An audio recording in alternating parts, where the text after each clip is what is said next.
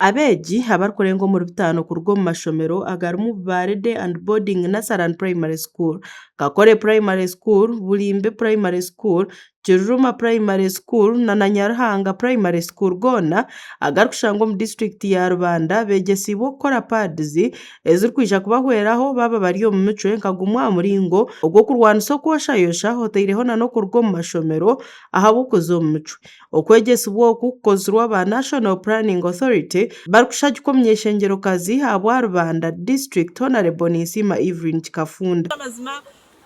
Abana bingi bazo mu micwe buri kwezi hine abatakubaasa kugura za pads eziragura between 13 mpaka 15 so noshanga omuzaire atine zo sente zo gura pads so omuzaire yatine zo sente abana tibakaza omu ishomero konka kantoro mu kigo kusemba ekitongole kya National Planning Authority abo kugira ngo bakasharamu kujaguriza World Population Day omuri Rubanda District kandi batura n'amashomero 5 Bulimbe Primary School erimu abahire charani icyo kuyamba abeegi okukora za reusable afropads. I'm very happy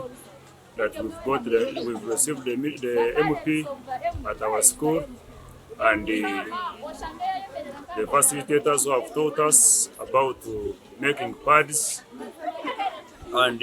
I'm very sure that these pads are going to help us in the schools because some of the females, the girls have been dropping out of the schools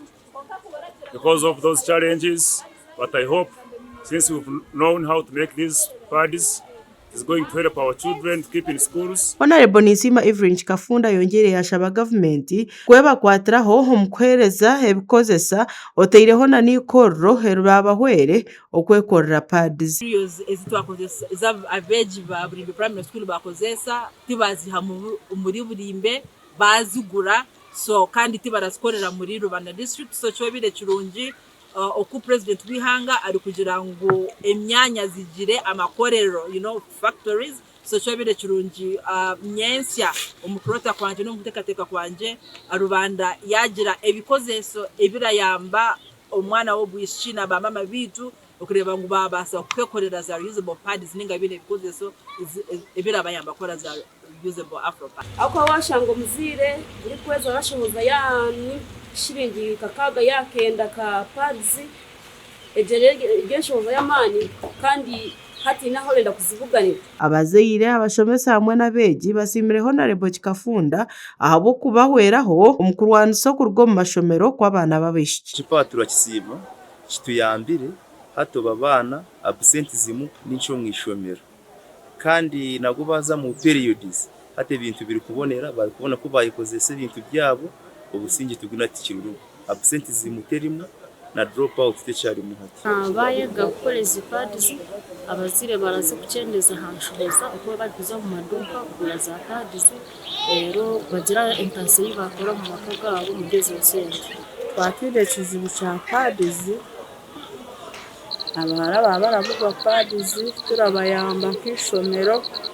nangwa n'abazere nabo baragezaho konka habwo bworo